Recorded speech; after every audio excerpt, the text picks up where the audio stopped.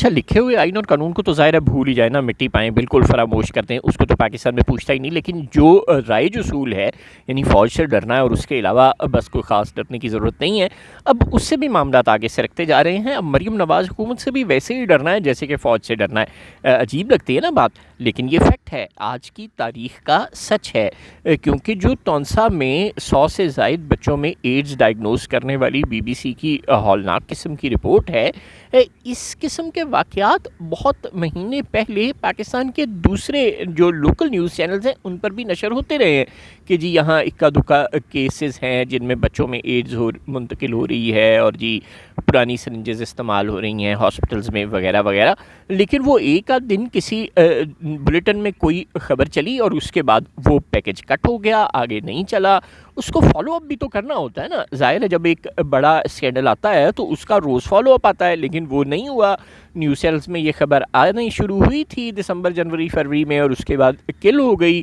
کسی ایک دو T V channels پر کوئی اکا دکا رپورٹ چلیں اور پھر فوت ہو گئی خبر. اب بی بی سی نے اتنی بڑی رپورٹ بنائی ہے. جب کبھی پاکستان میں ایسی کوئی رپورٹ، کوئی الجزیرہ، کوئی بی بی سی، کوئی سی این این، کوئی رائٹرز، کوئی بڑا نیوز ایجنسی بناتی ہے، مثلاً کوئی جو سرکار کے ساتھ ملے ہوئے قسم کے انٹرنیشنل آؤٹلیٹس ہیں جن کا ہم ظاہر نام نہیں لیتے، آپ سمجھ ہی گئے ہوں گے، وہ اکثر عمران خان اور بشرا بی بی کے خلاف، پی ٹی آئی کے خلاف کوئی نہ کوئی اپنے والوں رپورٹ بریک کرتے ہیں، اور اس کے بعد پورے ٹی وی چینلز 2-4 دن اس رپورٹ کا کیما ایچی بیچی آپ کے سامنے ادھیڑ کر رکھ دیتے ہیں. اس کا پورا پوسٹ مارٹم کرتے ہیں کہ جناب یہ ہو گیا، وہ ہو گیا، یہ دیکھیں بین الاقوامی نشریاتی ادارے نے بڑے رازوں سے پردہ اٹھا دیا.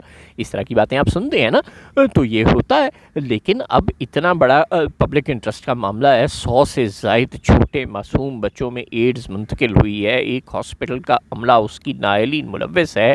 وہ بی بی سی اپنی رپورٹ میں دکھا رہی ہے اپنی خفیہ کیمروں کی ریکارڈنگ، جس میں وہ استعمال کی ہوئی سرنجوں سے جن میں کوئی سلوشن پڑا ہے، وہ ان کو دوبارہ ری یوز کر رہے ہیں، اسی میں مزید انجیکشن بھر کے بچوں کو لگایا جا رہا ہے، جس کے نتیجے میں یہ بیماری پھیلی ہے.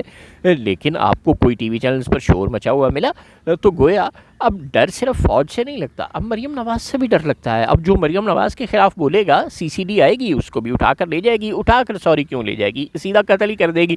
چنانچہ اب جو ہمارے روایتی میڈیا آؤٹلیٹس ہیں بدقسمتی سے وہ اتنا ڈر رہے ہیں کہ وہ فوج ہی نہیں، ہر چھوٹے بڑے پاور پلیئر سے بھی پاکستان میں ڈرنا شروع ہو گئے.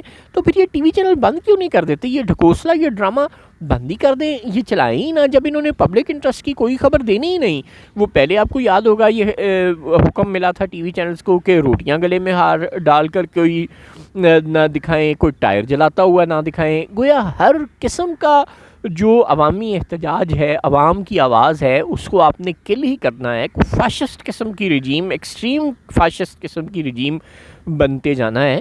تو پھر عوام کو کی بات کرنے کا جو آپ دعویٰ کرتے ہیں نیوز چینلز، وہ سارے بند کر دیں. آپ چپ کر کے اپنے جو بزنسز آپ کے ہیں، کسی کی ہاؤسنگ سوسائٹیاں ہیں ٹی وی چینل مالک کی، کسی کی فیکٹریاں ہیں، کسی کی کوئی شپنگ کمپنی ہے، جس کا جو بھی ہے وہ اپنے اپنے کام کریں.